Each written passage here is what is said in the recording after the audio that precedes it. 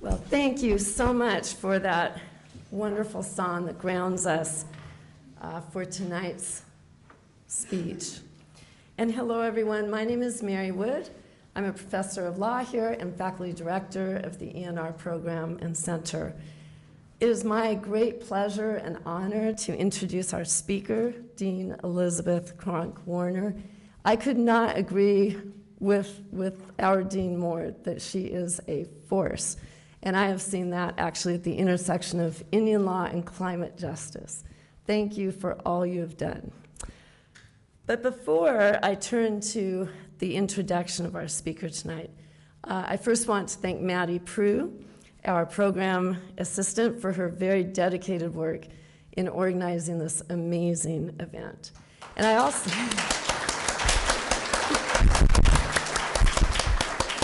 I want to thank our two fellows for their work as well.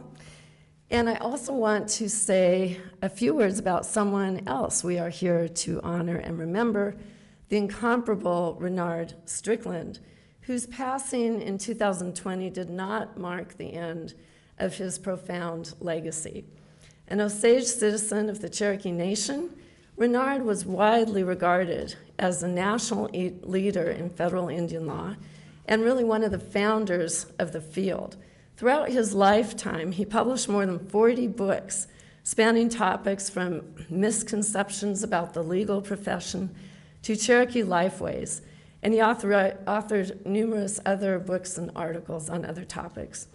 He served as editor-in-chief of the 1982 revision of the Cohen Handbook on Federal Indian Law, and he was a member of the editorial board for the 2005 revision. A legend in the field of legal education, he held leadership roles in the American Association of Law Schools and the Society of American Law Teachers. Here at Oregon Law, Rennard served as dean, then professor, and in both roles, he just contributed mightily to the environmental and natural resources and Indian law programs. In recognition of his immense accomplishments, the Environmental and Natural Resources Law Center's Native Environmental Sovereignty Project created this Rennard Strickland Lecture in his name in 2006. This series is rooted in Rennard's vision, which can be summarized by the following quote from his very impactful book, Tonto's Revenge.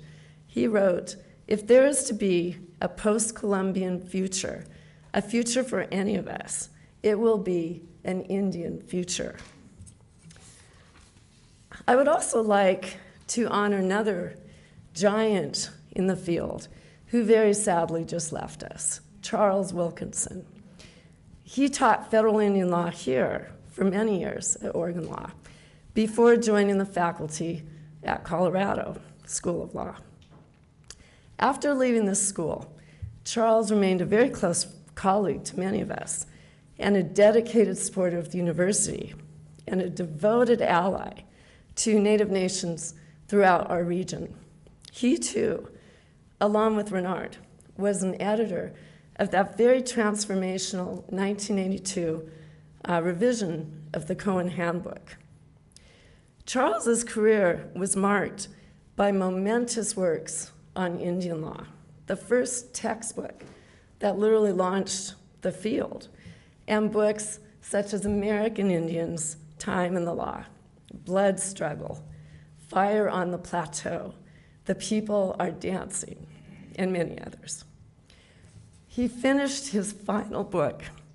He would get choked up too.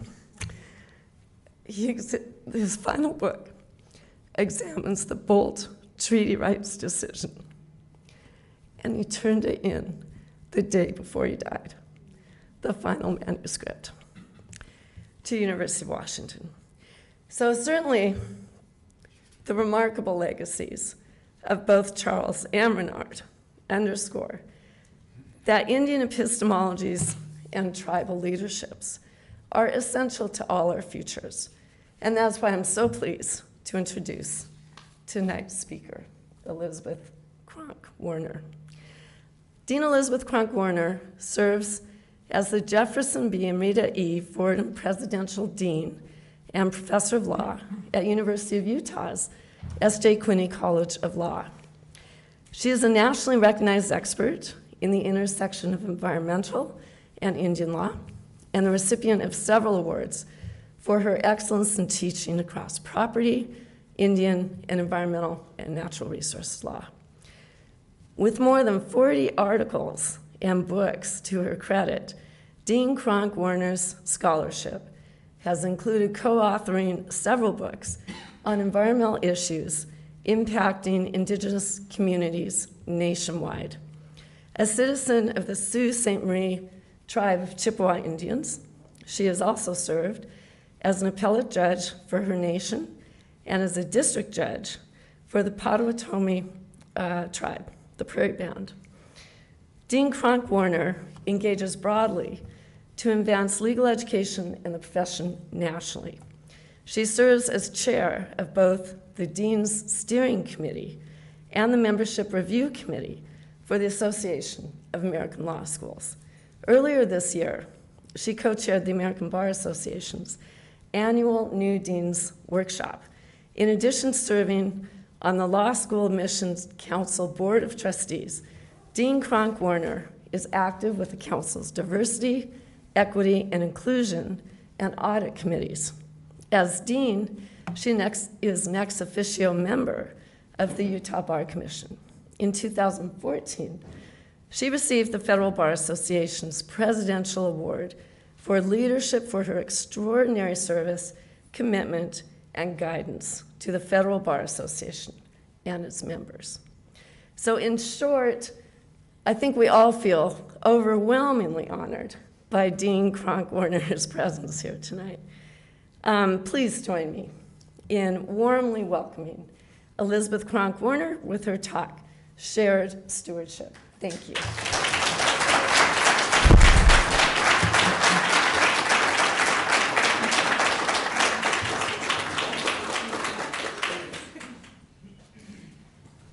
Mims is too generous.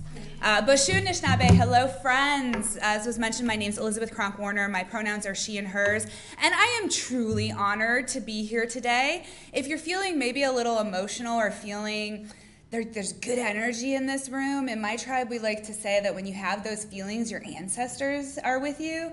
And so I'd like to think that maybe Rennard and Charles are with us today. And I love those words about them. They were amazing, giants in the field. And so I like to think that they're here and that they're with us. And it's really a privilege and honor to spend any time as part of this community. You have something really special here at the University of Oregon and at the Oregon Law School in particular. I'm so impressed with everything that you're doing, the relationship with the tribes. I think that was the best tribal acknowledgement presentation I've ever heard. Usually it's somebody reading some statement off a piece of paper and then they go and sit down, and that was so powerful. And then to have us start off with our amazing tribal elder, we were talking about you in Professor O'Neill's class. I was saying one of my pet peeves is when I go to these environmental conferences and some environmental professor gets up and says, "I found a new thing." And it's something that tribes have been doing for eons, right? And they said, well, we've got this tribal elder who said the exact same thing at a conference. So I just feel so honored that you kicked us off, and it sounds like you were an amazing presence, and I thank you for everything you've done for this community. The students have been listening and have embraced that. So I thought that was really wonderful to hear that this morning in her class, and then to see you this evening, to see you in action. So it's just truly a privilege. So I'll tell you a little secret. I really wanted to be your dean. So I actually applied for the job and clearly did not get it. I know who in this room was on that committee. I still remember. But the thing was, when it was finally announced that Dean Burke got the position, I was like, well, of course, right? There's no competing with her. If we want to talk about forces of nature, and she says, I'm always glad you're on my side, it's because I know not to be on the other side. because she's truly amazing. So it's one of those things where you're like momentarily disappointed, but then it's like, oh, well, Dean Burke is there, and so they're in really good hands. So I'm excited to always be back, and it ended out well for me. I'm really happy at the University of Utah, so all is well and all is meant to be where it is. So it's really a privilege. I always enjoy coming back. Being here. This building has warm memories for me. At the University of Utah, we just lost Alexander Tall Chief Sabine, which if you've seen Killers of the Flower Moon, that's the Tall Chief, as in Maria Tall Chief and Marjorie Tall Chief. He is Osage, and his family is mentioned in that movie. And we recently lost him this past spring, but I have, coming into this building in your forum where the two stairs kind of meet, I have just this wonderful memory of, I came here for a conference, I think it was probably a conference you were hosting, and he came running up to me and he's like, I just finished your tenure letter, I've recommended you for tenure. And I'm like, Alex, I don't think you're supposed to tell me that. And he's like, screw him, you should get tenure. So I just have it. If you know Alex, he just had this wonderfully witty sense of humor. So this is just a great place, and it's so wonderful to be back with you today. And I'm really excited to talk to you about this topic and to share some ideas. So this is an article that I'm currently working on, and so I welcome your thoughts, your input, your dialogue.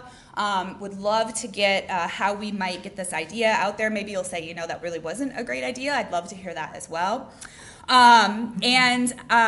I want to start off with an environmental nuclear bomb. So that's how a June 8th, 2022 article in the New York Times referred to the peril facing the Great Salt Lake, which is a great concern to those of us living in Salt Lake City. Through the combined impacts of climate change and increasing uses of water in the Wasatch region, the Great Salt Lake, which has already shrunk dramatically, is set to shrink to catastrophic levels. The local economy will suffer because of the loss of various industries connected to the lake, and invaluable ecosystems will die. As the lake bed becomes more dry and toxic dust clouds will plague the region when wind whips up the dirt, and people will die. People, plants, animals, they'll all die, which is why the threat facing the Great Salt Lake is an environmental nuclear bomb, as was described in the New York Times. And despite these dire consequences, we haven't fixed it. State and federal officials have failed to date to find a solution. The failure may be the fact that crucial information is missing. And it's the information held by the tribes in Utah. All of the tribes in Utah at one point had connections to the Great Salt Lake. All have tremendous traditional ecological knowledge relevant to the Great Salt Lake and to its restoration. Who do you think is absent from the table in discussing how to restore the Great Salt Lake? You guessed it, tribes. And to kind of bring home my point, we have a picture from just 1985, which, for those of us who were alive then, that wasn't so long ago. Versus what it looked like in July of 2020. And any place you see this free dirt, that's all polluted dirt. It's all sedimentation that fell to the bottom of the lake. And now when it gets whipped up, people will die as a result of the pollution. And yet we're still not consulting tribes. Why? And I think that is a tremendous failure of our legal system.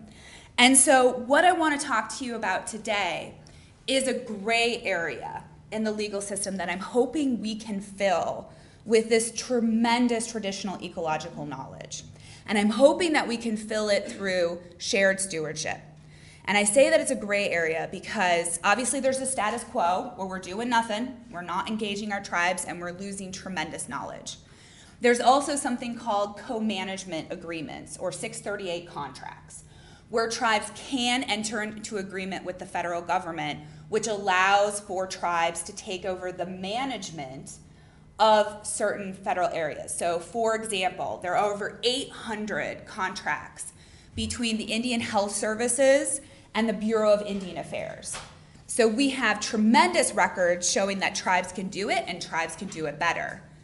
Yet in 2001 to 2002, or 2021 to 2022, we had 8 contracts signed between the federal government and tribes outside of the Bureau of Indian Affairs and Indian Health Services. And yet there's so much that we can learn from tribes. A great example, who knows that the U.S. has a national bison herd? Right? It's located in Montana. Yeah, like, yes we do, yeah. Yeah, United States has the largest bison herd in the United States. It's located on right next to the Confederate Salish and Kootenai tribes reservation. If you go up to Montana, those of you who are going to compete in the National Moot Court competition, just take a 1-hour drive north after you win the competition, and then you'll see it, and it's beautiful.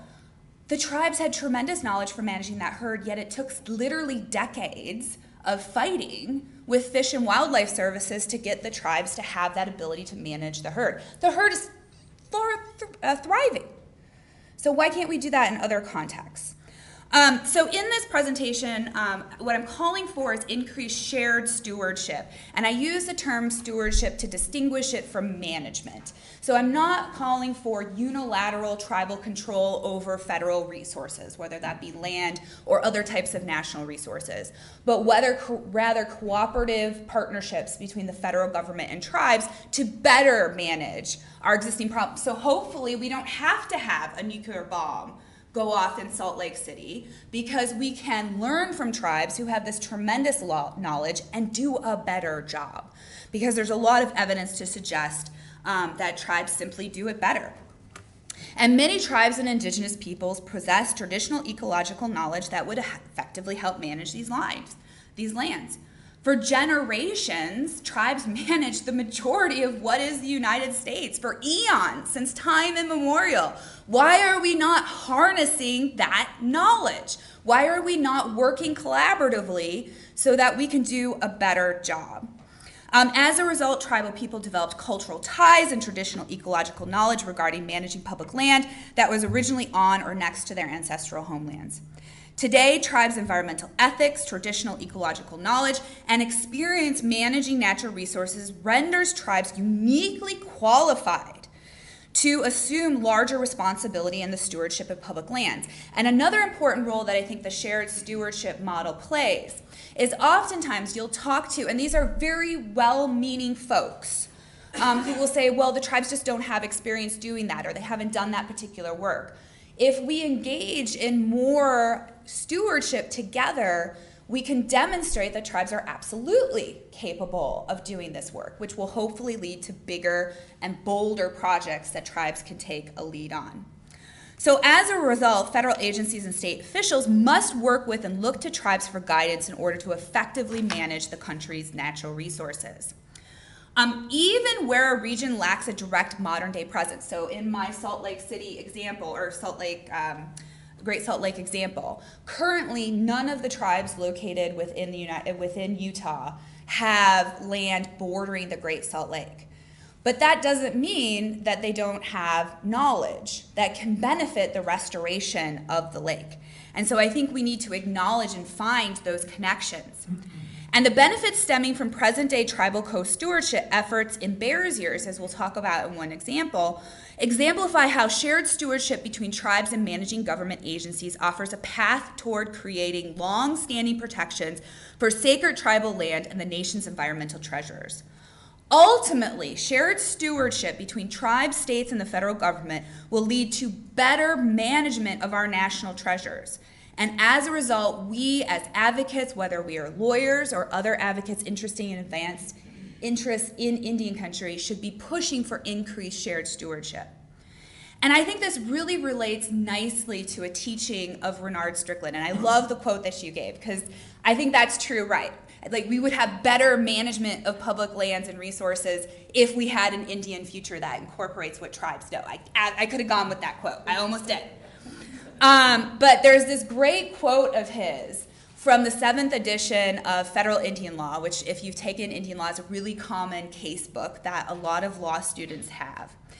And it's reported that he said that there was an Osage legend of prophecy which said that the white man would bring something with him that was of great value, but that he would now not know how to use it, and that the Indian would take it and add to it and change it and that it would be good and true and pure. Some say that this was Christianity, and that when the Indian joined peyote with this new Christian religion, the prophecy was fulfilled. I think the same way to be true about statute and case law which the white man brought. Our challenge is to take that law and add to it and change it so that the law can be good and true and pure, not only for Indian people, but for all people. And so I love that Rennard Strickland quote, because there's so much that tribes are doing. Tribes are truly leading the way, especially in environmental areas, and doing really innovative work under their inherent tribal sovereignty. And there's so much that states and the federal government and other countries can learn from tribes. And so I view the law, there is good in the law, right? Law, I hope we can all agree on that. Because otherwise, why do we have law schools, right? There is good in the law. There is good in policies. There are good things that law brings. But maybe we can combine it with this knowledge, this traditional ecological observations and science to make it even better. And so I love that Rennard had that vision for us, and I'd like to build on that today. And so to build on his idea and his vision, we're going to go over a couple things. So first, I'm going to make the argument to you that tribes are effective co-stewards. So we'll talk about why I think that's true. Then we'll go on and we'll talk about what are the legal principles supporting shared stewardship. So the Biden administration has actually been very supportive of this. And the Biden administration has done wonderful things, like the OMB recently came out with guidance saying that under a lot of environmental laws, you have to use the best scientifically available knowledge. And the agencies have actually said to the other federal agencies, traditional ecological knowledge is the best available scientific knowledge. So in other words, okay, federal agencies, when you're engaging in environmental decision making, you must turn to tribes. And we could talk about how we could use that in really cool ways through NEPA or the Administrative Procedures Act to kind of use the hammer on the head of the agencies to effectuate that. So the Biden administration is doing cool things. And I think a lot of folks in the Biden administration would be on board with this idea of increased shared stewardship. But what I want to talk to is what do we do when President Biden is no longer president? And so the second part of the presentation, we'll talk about that. What legal levers do we have to pull when we have a president, and the time will come, right? Just the natural changing of the guard. We'll have a president who will not be as supportive of these types of conversations. And so what can we do as lawyers and advocates? And then last, I want to look at the Bears Ears example out of Utah. We have to do a negative, and then we have to end with a positive. All right, so we start with the negative of the Great Salt Lake. We'll end with Bears Ears. I think there's a lot we can learn from that example of what shared stewardship can look like and why it can ultimately improve upon existing federal regimes.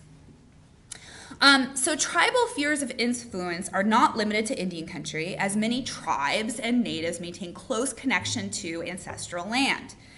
And we can see how this leads tribes to be more effective stewards of the land.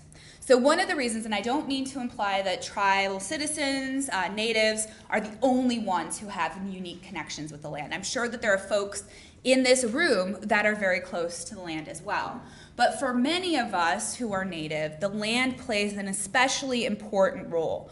We have direct connections to it for various reasons. We could have cultural and spiritual connections.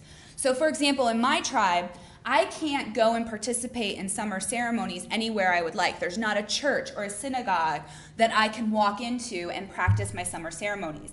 I have to go back to my reservation in the Upper Peninsula of Michigan in order to participate. So it's not so much important when something happened, but it's very important where it happened. And so land and the environment play a really important role in my spirituality and my cultural relationship with my tribe, and I know I'm not alone in that. So that's one way where we have this close relationship. But also many of us, as whether we are the tribe itself or we are individual Indians, we have a legal connection to the land as well. So for example, I'm going to use Professor O'Neill's class this morning again. She had them, I thought this was great. She's got freshmen in her class who are learning about the Bolt decision, which I was like, that is so cool. You all need to come to law school. But I thought that was great. And that is a perfect example of, because in the Bolt decision, it was really important to tribes here in the Pacific Northwest to protect their fishing rights, because those rights are so incredibly important for cultural and spiritual reasons, but also for substantive reasons. And they were successful because they have legal rights that are tied to specific areas of land. So the tribes have these rights to use and to fish at usual and accustomed places. We could get up and leave as tribal communities and go relocate, and we could talk about whether or not that's really possible. But technically we could, but then we wouldn't, those rights wouldn't transfer with us, right? So the legal connections we have to the land make our connection to the environment very important as well. And increasingly, we're seeing tribes reach out and call for joining with other sovereigns, such as states and the federal government, to manage land and resources outside of Indian country. I also want to applaud Professor O'Neill. I was so impressed with Professor O'Neill today. She's doing this data sovereignty, and I really, because this is an important issue here, because we've started to look into it at the University of Utah and come to figure out no university has what they should have, which is a data sovereignty policy, and she's teaching a class on that. And the reason why I take a beat to acknowledge that is, one, to applaud you, because that is awesome. Let's get the University of Oregon to do it, and then I can be like, hey, University of Oregon did it, we should do it at University of Utah. So just go ahead and do that.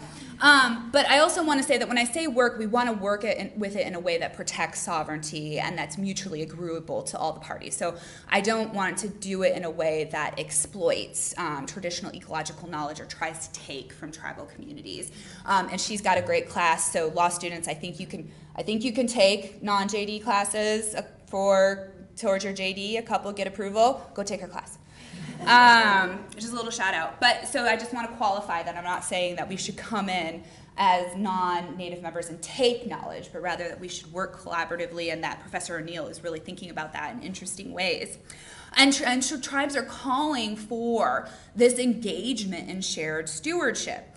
And this tribal interest can extend to lands not currently near tribal territories because of the extensive nature of tribal traditional homelands. Again, all of the land of the United States is somebody's traditional homeland. I love that Dean Burke said all of Oregon, no matter where you are, is traditional homeland. That was awesome. I'm totally going to steal that for Utah.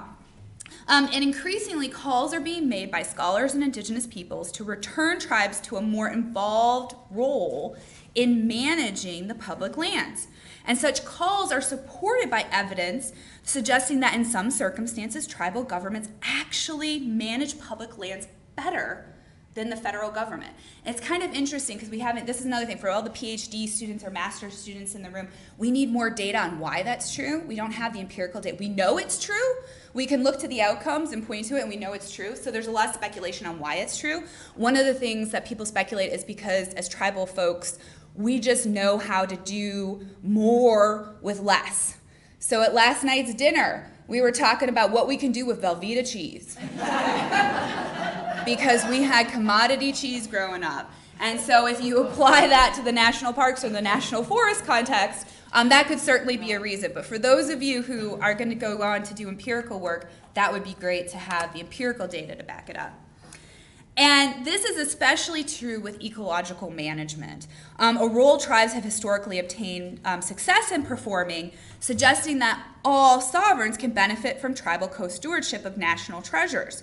And tribal co-stewardship includes expanding scope and scale of tribal involvement in agency work, planning, and decision-making, as well as tribal self-determination. So I really view this as a mutually beneficial relationship between the tribe that gets to express its tribal sovereignty and gets to share its knowledge and better the environment, and then also its partner sovereign, whether that be the state or the federal government, in improving the resource and making for better management.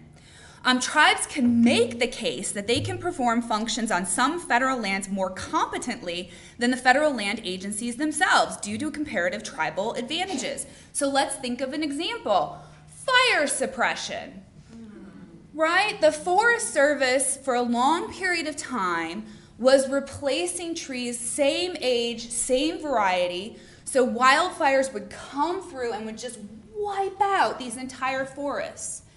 Well, tribes have been managing forests since time immemorial. And we know how to do it well. And so going back to our tribal elders' point, that I'm so glad you said that at a conference, I kind of chuckle when I go to these environmental conferences and people will be like, I've discovered a new way of fire suppression, bridging. And I'll be like, yeah, tribes have been doing that for like 500 years. So that's a great example of where the federal government has so much to learn from tribes. Furthermore, from a practical perspective, other governments may want to involve tribes in the co-stewardship of national treasures because, quote, a larger tribal role in land management may lessen conflicts with other tribes. So again, we see in the Pacific Northwest here, in both Oregon and Washington, where tribes have been highly successful in beating back certain natural resource developments. So there's been, for example, ports that have been proposed in both Oregon and Washington, and tribes have done a great job of battling those developments by using their treaty rights in really strategic ways. If we partner with tribes and we reach out and we think collaboratively how we can get this done, it's just going to probably, hopefully, fingers crossed, lead to a smoother implementation, right? We're no longer adversarial, and we're working towards the same goal. Moreover, including tribes in co-stewardship of these natural resources is critical to avoiding the erasure from public lands. As Professor Monty Mills at the University of Washington has said, the historical exclusion of indigenous people and native nations from the lands that they traditionally occupied enabled the acquisition, disposition, and management of those areas by the federal government. And we need to acknowledge that history. Again, another reason why I love what Dean Burke said at the beginning of this presentation. So accordingly, even if we want to throw law out the door, there is a strong moral claim to the inclusion of tribes in stewardship activities, as well as arguments that tribes can be very effective stewards as a result of their traditional ecological knowledge. Enhancing opportunities for tribal co-stewardship will have direct benefits that flow from an expanded tribal role that served in our shared interest by better protecting our public lands. Tribal co-management and stewardship also offers a path for a more equitable future that promotes and sustains those core values for all Americans. Right? This isn't just about tribes, this is for all of us in the United States and how we can better manage our lands. Based on moral and legal theories, the federal government should shift the reactionary tribal consultation paradigm, where the federal government only reaches out when it feels like it has to because of NEPA or the National Historic Preservation Act, towards a more progressive model where we incorporate tribes at the very beginning, so that we can have a sovereignty-affirming model in which Indian tribes envision their own approach and plans for managing their rights and interests on federal lands. Questions and concerns about tribal co-stewardship persist, but in response, commentators have recommended that co-management and co-stewardship, when done right, establishes a positive precedent that all parties want to replicate and modify so that it fits unique places. Learn from failures, practice innovation, and make improvements over time. From a conservation standpoint, co-management and co-stewardship build on the measurable successes of indigenous-led conservation in the U.S. and internationally. All right, this is not something that's limited to us as the United States. Okay, so we talked about the strong connection to land. We talked about the positionality of tribes. Also, co-stewards of national treasures, in that role, tribes have much to offer other sovereigns engaged in the stewardship of such areas, such as traditional ecological knowledge. As the federal government and specific members of Congress have already recognized, such knowledge is incredibly useful. Amongst the highest levels of the federal government, efforts have recently been taken to highlight the importance of indigenous knowledge to inform federal decision-making, improve outcomes, and foster collaborations with tribal nations. And the federal government calls on agencies and departments to maintain relationships with tribes and incorporate traditional ecological knowledge into federal research, policies, and decision-making. Incorporating traditional ecological knowledge into decision-making can prove mutually beneficial for tribes and other sovereigns. And so what do I mean when I'm talking about tribal ecological knowledge? So we're talking about knowledge that has been developed over time and used to sustain a community. Traditional knowledge can consist of experience, culture, environment, local resources, animal knowledge, or plant resources. Communities expand their traditional knowledge over many years and develop and research new innovative practices to encourage growth in farming and medicine, for example. Traditional knowledge is generally considered part of the collective ownership of the community and is transmitted across generations. And that's why we need to have specific carve-outs for traditional ecological in our westernized legal system. Remember, going back to what Rennard Strickland said. So the colonizers brought this cool thing called law, which has its benefits, and we need to adapt it and make it better and make it pure and make it good through incorporation with Indian ideas. And this is traditional ecological knowledge. Traditional ecological knowledge is science. Right? When you were in 4th grade science, I remember my 4th grade class, we had to watch things. We planted a pea seed, and we watched it, and every day we had to watch it, and nothing happened. But eventually something sprouted up, and we'd watch it, and then eventually it got bigger and bigger, right? That was science, right? We were learning science, and it was through observation that we were learning about seeds and peas growing. The same is true for traditional ecological knowledge. Tribal communities evolved that over centuries, right? And generations of observation and figuring out what worked and what didn't work. We've had a great example today of some traditional tea that really helps you stay healthy, right? That was occurred through trial and error. There were probably some errors in the original articulation, but now we know that it's really good tea. Absolutely. So I want to point that out. It's science. I think sometimes people think it's not, or that it's something else. But it is science, and we can use it. But also note that I talked about in that definition, that's a definition from the federal government, I talked about the fact that it's evolved from the community. So another space that we need to carve out for tribal traditional and ecological knowledge is this idea that it is knowledge that should be protected. And this is why Professor O'Neill's work is so incredibly important.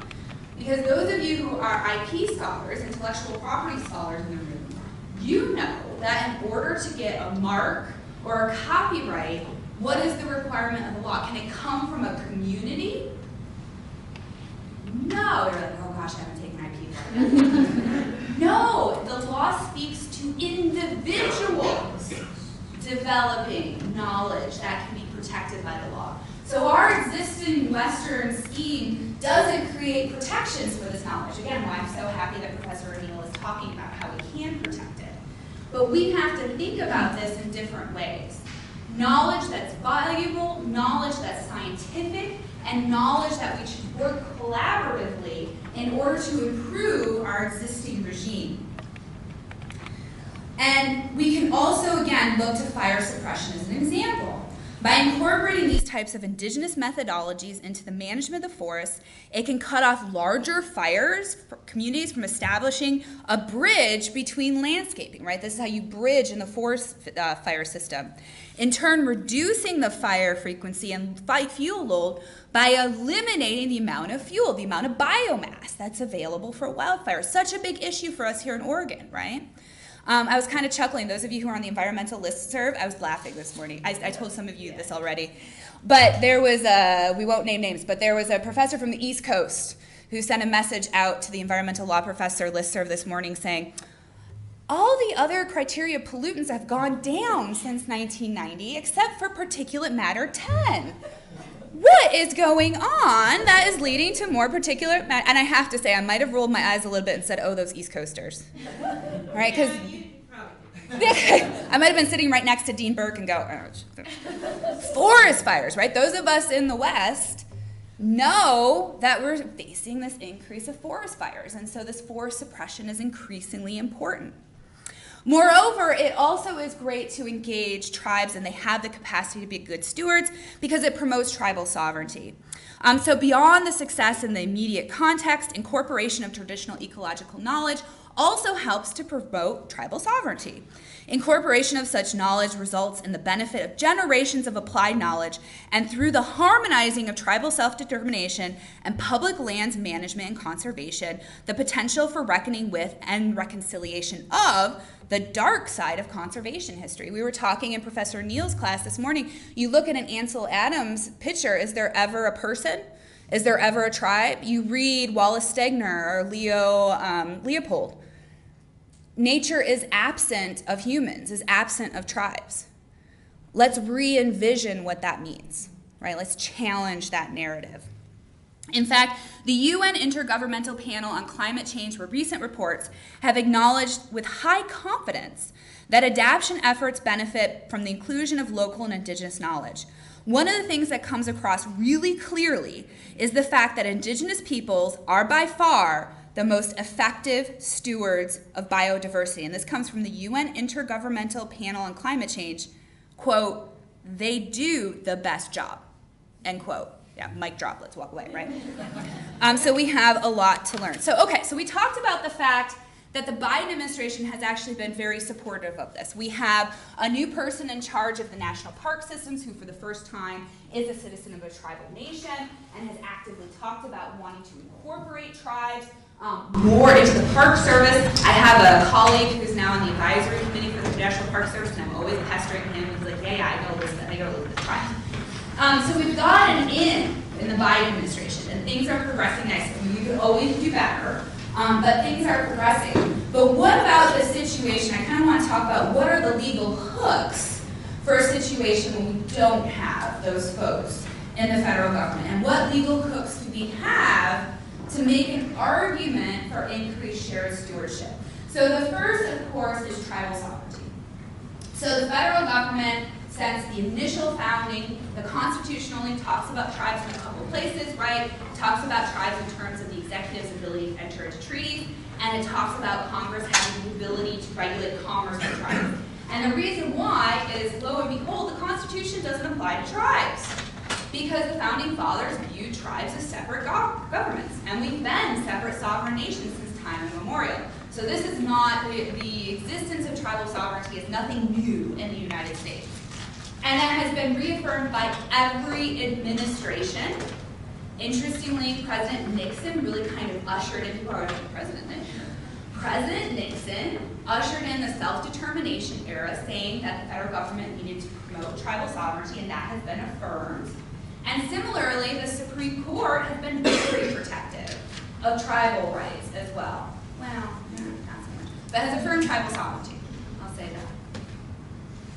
And so we know that tribal sovereignty persists. And so therefore, given that we have 574 federally recognized tribes, and obviously there are other tribes as well in the United States that are not federally recognized, like Native Hawaiians and Lummis, who are not recognized. We can lean on tribal sovereignty and the federal government's recognition of tribal sovereignty and government-to-government relationships to base our claim. Right? So that kind of gives us the foundation. Then, in some instances, we can look to tribal treaties. So again, Pacific Northwest, Oregon, Washington, you've had huge success in terms of using tribal treaties as a way to get state and federal governments to act in a certain method. So look to the language of treaties. The one thing I can say about the current U.S. Supreme Court is it has been to date, I feel like I always have to say that with the current court, right? To date, it has been very protective of tribal treaty rights. And so tribes, if they've had one area of success, it's been with tribal treaty rights. So we can also ground our claims. We can go and we can look to the language of the treaties, and we can say, what did the tribe specifically give up? Because anything not specifically given up in the tribal treaty remains with the tribe. So what did the tribe give up? What duties did the federal government agree to take on? And what remains with the tribe? Another thing that helps us ground our legal claims is the fact that we have a federal trust responsibility. So the U.S. Supreme Court has said that the federal government has a duty to act in the instance of the highest moral obligation. And that has never been overturned. Despite what they may say, it has never been overturned. And so in Seminole Nation versus United States, the court considered the responsibility of the executive branch under the trust responsibility, and the court found that there is a distinctive obligation of trust incumbent upon the government, and that the executive branch's dealings were to be judged by, quote, the most exacting fiduciary standards. Now, when we're arguing for monetary damages, whether or not that's an enforceable duty becomes sometimes quite difficult to find an enforceable duty. And I'm looking at Mims because we've had this conversation before. She's like, you're conflating the Tucker Act and the APA and stop doing that. But as we're laying the base for our foundation for the legal claim, we can say that there is this moral obligation. And there's really nice language that the court has recently articulated. So Justice Gorsuch, for example, has articulated where he explains that really this case, and this is the case of Cougar Den, this case just tells an old and familiar story. The state of Washington includes millions of acres that the Yakima ceded to the United States under significant pressure. In return, the government supplied a handful of modest promises. The state is now dissatisfied with the consequences of one of those promises. It is a new day, and now it wants more. But today, to its credit, the court holds that the parties do the terms of their deal. It is the least we can do. So we see that that's still a motivating factor. So again, in terms of laying the foundations of our argument, we can turn to the federal trust responsibility and that moral obligation. But then there's some really interesting things happening and changing, which I think are going to give us the hook to kind of get us over the bump, if you will. The first is consultation. So we're starting to see states and the federal government develop land management strategies that will really benefit from tribal consultation, and rather than consultation being reactive, right? So under NEPA, where you must consult if it may impact, but you don't have to do what the tribe wants you to do, or the National Historic Preservation Act, kind of reactive, if this may impact tribal cultural properties, then we have to consult. But again, we don't have to do what the tribe wants us to do. We're seeing significant change. So for example, the Department of Interior is a great example of this. So the Department of Interior and the Biden administration have worked together to articulate really strong requirements for consultation. So under the Biden administration, following meetings with tribes focused on improving consultation, the Department of Interior released a detailed plan for improving Interior's implementation of Executive Order 13175, which was under the Clinton administration.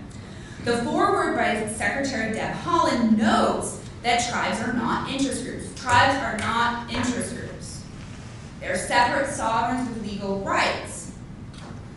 And that therefore, tribes are sovereign entities with indigenous perspectives and knowledge that can improve the quality of federal decisions and result in better outcomes for affected communities. Then on November 30th, 2022, the White House released the Memorandum on Uniform Standards for Tribal Consultation, which is intended for heads of executive agencies. But for those of you in law school, you know that you can apply these executive orders against federal agencies through the Administrative Procedures Act, or potentially NEPA, right? Because you might not be able to directly say, well, you didn't follow the executive order, but you can say, there's this executive order which says that you should have done X, you didn't do that, so therefore you are not meeting the requirements of the Administrative Procedures Act or the National Environmental Policy Act, right? So there are levers we can pull that these guidance help us with. And specifically, the 2022 memorandum builds on the 2021 executive order, explaining that the purpose of this memorandum is to establish uniform minimum standards to be implemented across all agencies regarding how tribal consultations are to be conducted. And we got even more detail. Usually the federal government doesn't give us detail. So I'm like, wow, detail, this is great. The Secretary of Interior has released a detailed plan for improving Interior's implementation, again at 131-175, and it specifically released Chapter 4, Department of Interior Policy on Consultation with Indian Tribes, and Chapter 5, Procedures for Consultation with Indian Tribes, which gives you the who, what, when, and where. Usually the federal government requires there's consultation, but it tells you nothing about who should be at the table, when it should occur, what the consultation should look like, and what's to come as a result of the consultation. But the Department of Interior has actually done that. And why is that really important for our shared stewardship conversation? Because what agencies are in the Department of Interior? Fish and Wildlife, BLM, National Parks, right? All of these agencies which have oversight, I mean, not all the agencies in the federal government, but a lot of the agencies that have oversight over public lands and natural resources where tribes can really make a difference. So we've got that in our back pocket. The other hook that we have, building on our foundation, are Section 638 contracts and co-management agreements. So another thing that has recently changed is for a long time, we've been able to do co-management agreements between the federal government and tribes for a while. Basically, where tribes can show that they can take on federal responsibilities, the federal government will pay for the tribes to take over those responsibilities. But for the longest time, that was limited to just the Indian Health Services and to the Bureau of Indian Affairs.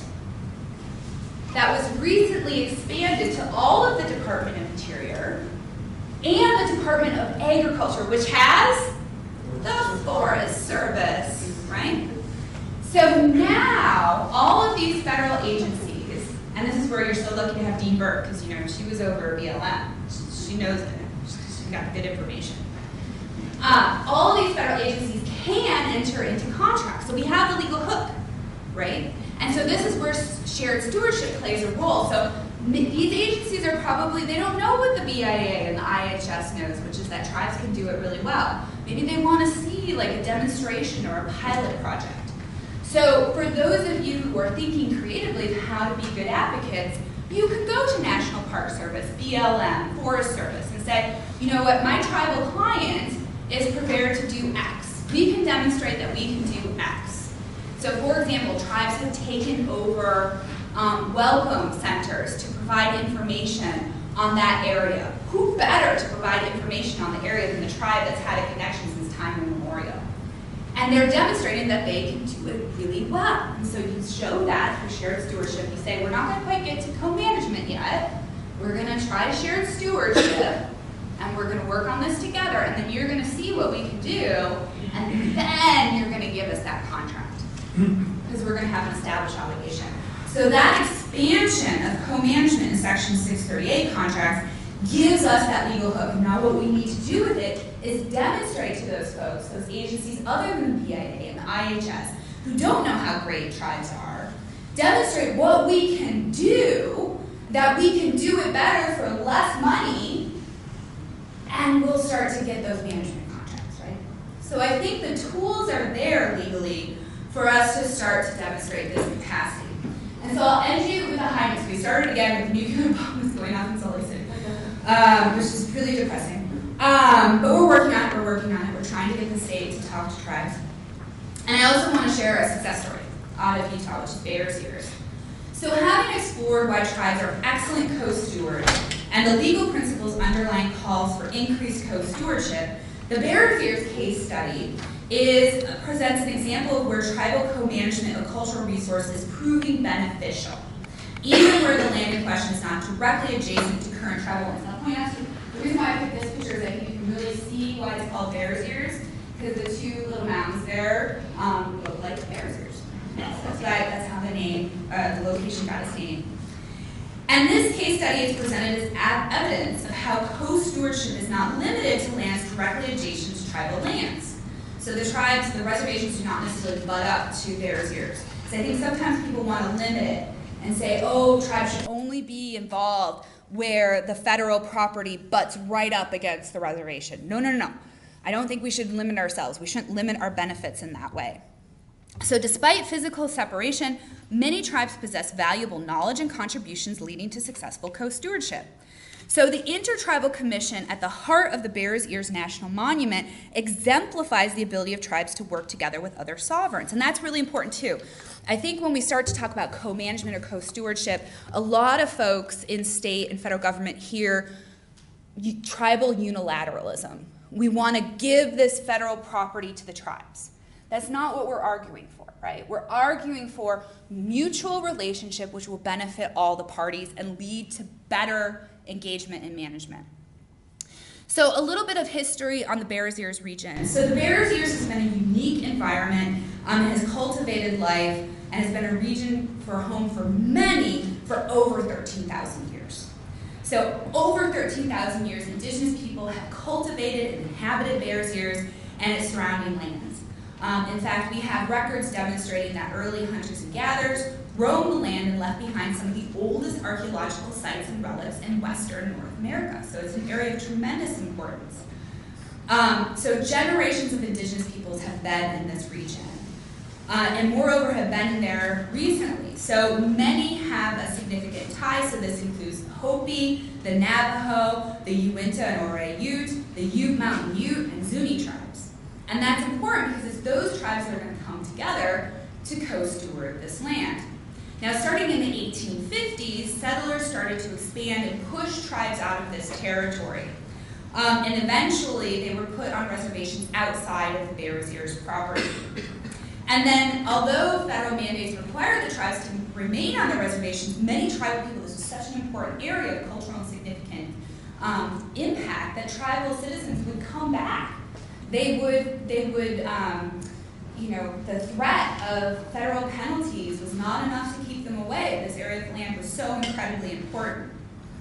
Also, gas and oil were found in the area, and so that led to additional separation from indigenous peoples from the area.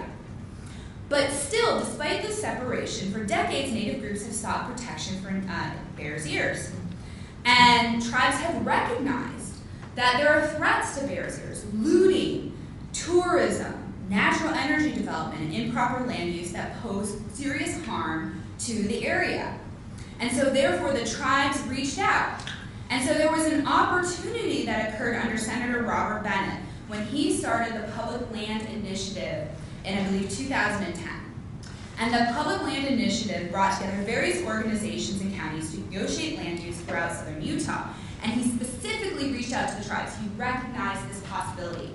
And in response, the tribes formed an intertribal organization, the Utah Dene Buke, for the purpose of ensuring tribal representation as part of the Public Lands Initiative.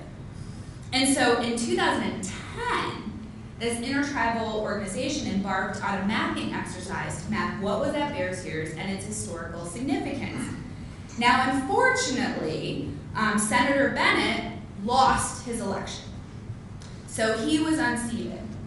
And he was not reelected, and new political leadership took control, and under the new leadership, tribes were excluded. Tribes were not welcome to the table. But the tribes didn't give up. The tribes continued. They brought forward a proposal, and they remained engaged. In July of 2015, 5 federally recognized tribes formed a historic alliance in furtherance of protecting the sacred Bears Ears landscape. The Hopi, Navajo, Uinta, and Ouray Ute Mountain, and Zuni tribes called for their alliance for the Bears Ears Intertribal Coalition and sought to help because they cared so much about the land in question. And they worked consistently to advance their cause. And on December 28, 2016, President Barack Obama signed Proclamation 9588 and used his authority under the Antiquities Act to create the Bears Ears National Monument. Now, what happened in January of 2017? We got a new president, right? Because that's what happens. Things shift. Different men are constantly in the Oval Office. And so President Trump tried to take back what President Obama, and that led to a lot of litigation. And I'm not going to linger on the litigation, but folks fought back, tribes fought back. But then, of course, we got President Biden.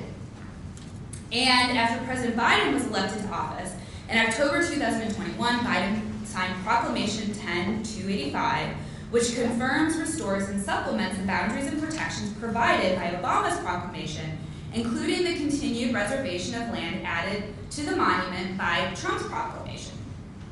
So in addition to restoring Bears Ears boundaries to its former size, Biden's proclamation reestablished the Bears Ears Commission in accordance with the terms, conditions, and obligations set forth in Obama's proclamation for the purpose of providing guidance and recommendations for the development and implementation. So in June of 2022, the Bears Ears Commission, which is an intertribal commission, the BLM, and the U.S. Forest Service signed an intergovernmental agreement for cooperative management of federal lands and resources of the Bears Ears National Monument. Now notice I didn't say a 638 contract. So they're kind of forging a new trail. because it's not under that 638 allowance. And so under the agreement, the federal agencies and commission will coordinate, consult, and engage regularly on resource management priorities and joint management opportunities within the monument. And so each year they work on a joint plan.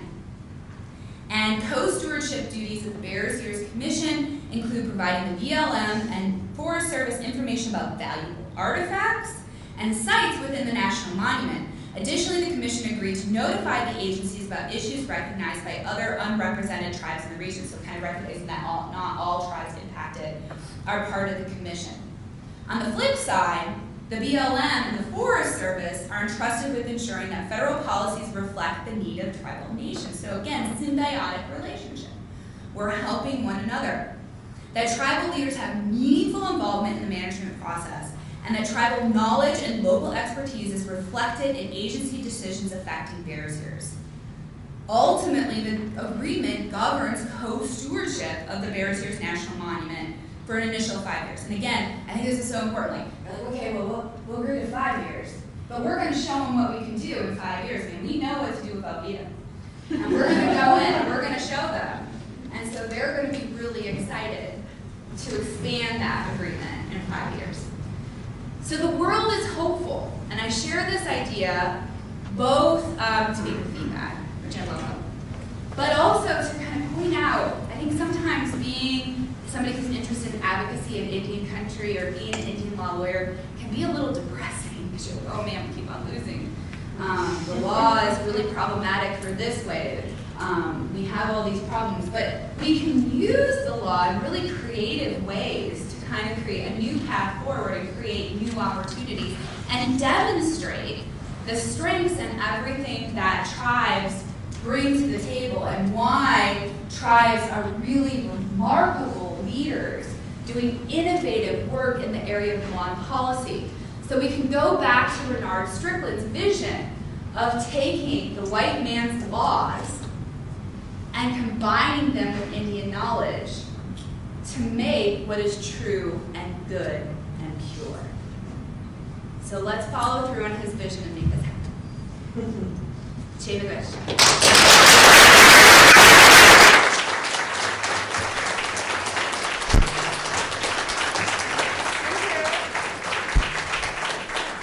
Thank you for that phenomenal presentation, that very inspiring presentation as well. And I think you'll find this audience just loves this topic because we really do explore these things. It's my job as moderator to help with questions and then close it and invite you to the reception. But let's have questions from anyone in the audience.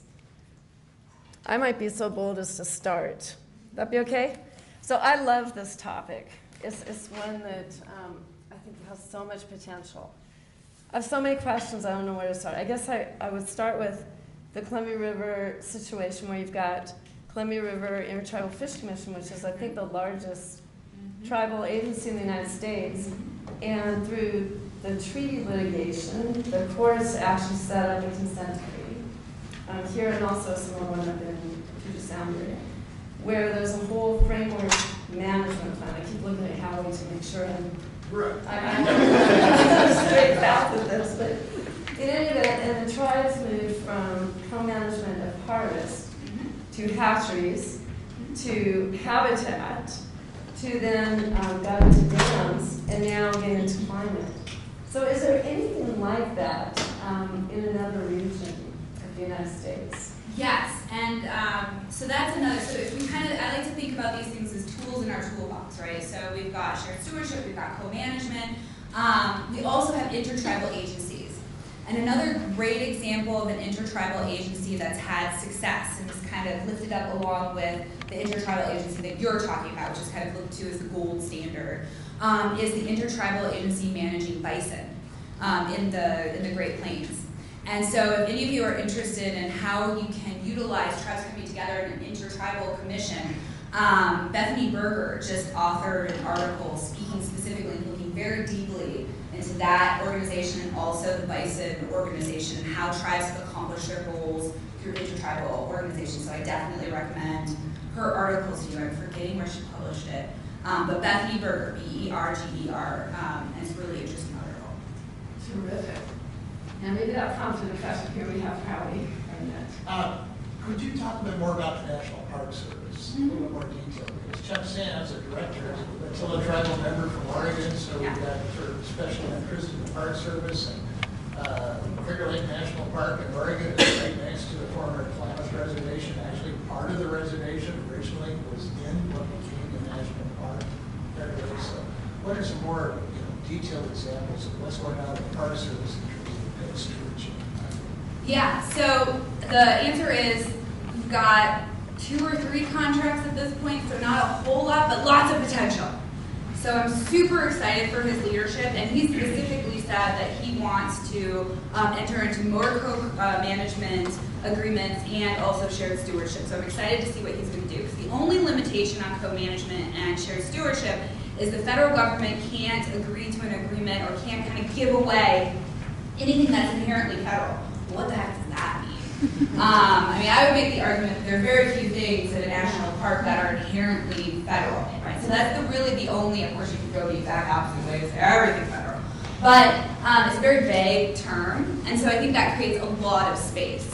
But you have some, and again, this is where it's great that you have Dee Burke and her experience with the federal government. You have some very well-intentioned federal officials who have always run the national parks or have always run the national forests. And so kind of giving up some of that control, this idea of tribal unilateralism where the tribe might take over complete stewardship of the resource, I think is scary.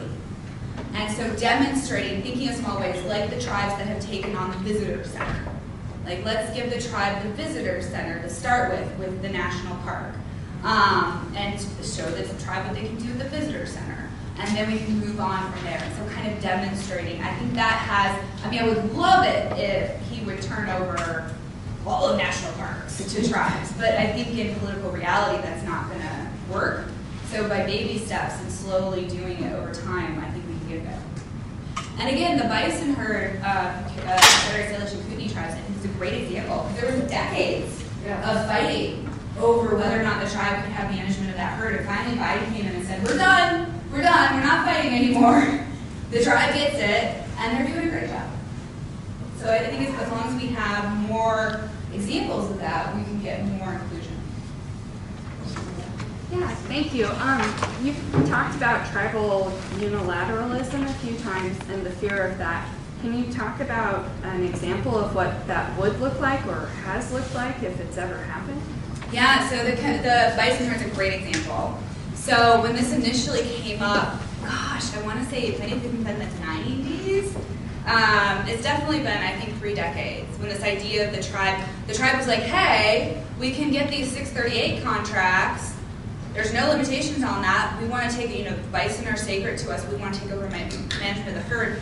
The fish and wildlife folks, and I should say a lot of the career employees, there were some political appointees that were and were not supportive. But there were some that were supportive.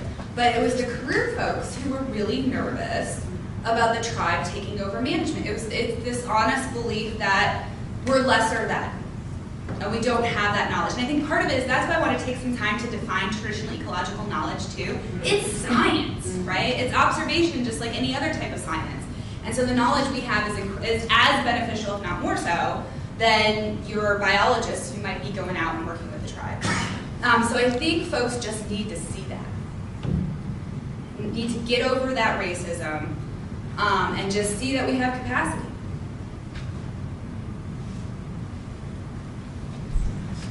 So, speaking more about unilateralism, do you think that there are chances for the co-stewardship to make its way up to unilateralism and get land back? And then, as a follow-up, do you think we have time? Like, we're talking about the year-long in Salt Lake, and so, yeah. Will you repeat that? Yes. I can speak a little bit louder, but thinking about these baby steps that we're taking to co-stewardship and then hopefully to land back into unilateralism of tribes, do we have time with the example of Salt Lake to take all those baby steps, or are there opportunities for more advanced and immediate action? Yeah, so I'll take those as 2 separate pieces. So in addition to the racism, which is alive and well, like the racism outside of the Confederate the Cherokee Reservation in Roman, Montana, if you know it, was so bad the DOJ actually had to come in and manage that because it was so horrific. So I want to acknowledge that that exists and it's a real thing. But you also run into these arguments similar to what Justice O'Connor said in the Ling decision, if any of you have read the Ling decision, where part of the reason why she doesn't want to allow for Native spirituality on federal lands is because it's this idea that these are federal lands, and we don't want to give our land to anybody, tribe or anybody else. And so I'm somewhat sympathetic. I mean, the federal government is a sovereign too, right? And I think one of the things that is great about the United States is our national park system. You go anywhere else in the world and you don't see anything like what we have. I mean, it's truly, I was just in Zion, it's amazing. It really is remarkable. And so I understand the federal government's reluctance. And so I think that's just from what I want personally would be for more parks and national forests to be turned over. But in reality, I know it's going to be a real long time before we get there because you're going to have people like O'Connor. And I point to her because she's a Westerner, right? She's from Arizona. She worked with tribes. She was sympathetic to tribes. She would sometimes vote in favor of tribes. But yet in the Ling decision, she's really nervous about kind of turning over federal property. So I think it's one of those instances where if we slowly work together, we can get there. Now, in the case of the Great Salt Lake with the nuclear bomb, we have some time. This past season, we got some wetness back into the lake, so it built us some time. And in Utah, people are very motivated by economics, and they see the economic impact, and so they're willing to try new solutions.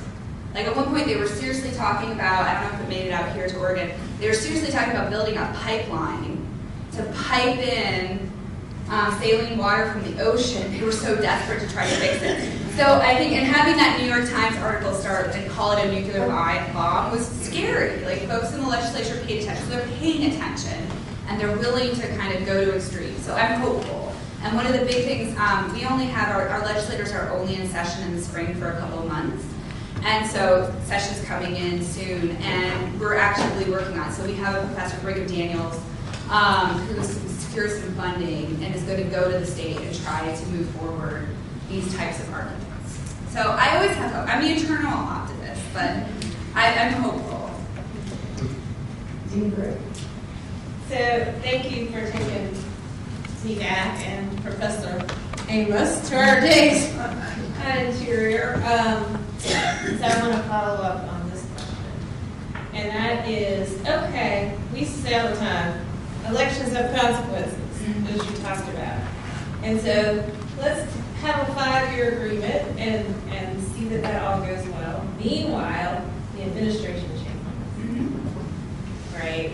And so this goes to the time issue. And I know there's just one of the tools in the toolbox, right? And so you're trying to be hopeful. But I too am thinking, is it that even in the space of an administration to need to push more to get to the co-management, right, before the 4 years are up? And even, it can also change just from when, the Secretary of Interior or Ag changes, or who the director of the different, bureaus and agencies are. Yeah, and that's where I think, so I mentioned that folks are really surprised to hear that President Nixon was the one who ushered in the self-determination era. Now, I didn't know him personally, so this is all speculation on my part. But a lot of historians point to the fact that it was because tribal self-determination is cheaper than the federal government supporting tribes at the level of which the federal government should. So that, and that was the same for President Reagan. President Reagan was very supportive of tribal sovereignty because I think money talks. And going to your point, I think that when tribes demonstrate that they can do it well, and on often cases they can do it for cheaper, it's not going to matter who's in the Oval Office. Well, maybe, politics have gotten a little bit weird lately. But money still talks, right? And so if tribes can say, hey, look, we're doing the same thing, or even better than what the feds were doing, and we're doing it at a cheaper cost, Republicans and Democrats are going to love that. Hopefully, fingers crossed. Yeah, and I don't think Bethany Berger's article closed out yet. Oh, is it not out? Okay, this is not SSRN. Go to SSRN and search for Bethany Berger. Yep. All right, well, I think we are at our time. Thank you so much for such an invigorating talk and the question and answer period.